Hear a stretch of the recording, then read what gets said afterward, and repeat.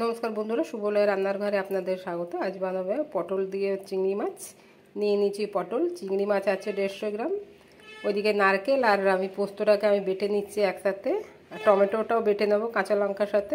দিয়ে দেবো অল্প হলুদ।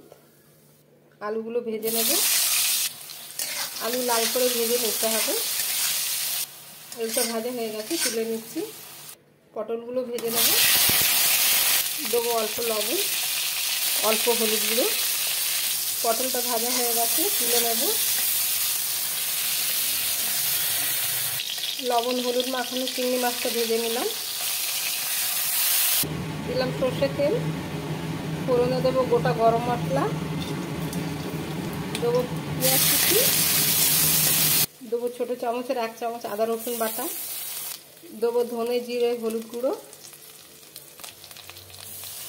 মশলাটাকে কষিয়ে নেব।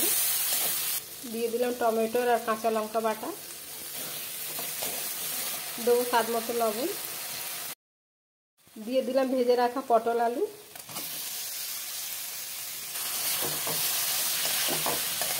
মশলার সাথে ভালো করে কষিয়ে নিতে হবে।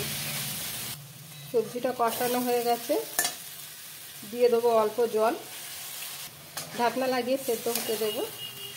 দিয়ে দেবো বেটে রাখা নারকেল আর পোস্ত, দিয়ে দিলাম ভেজে রাখা চিংড়ি মাছ, দিয়ে দেবো গরম মশলা। আমার রান্নাটা হয়ে গেছে, অন্য একটা পাত্রে আমি বের করে নিচ্ছি। দেবো অল্প ঘি।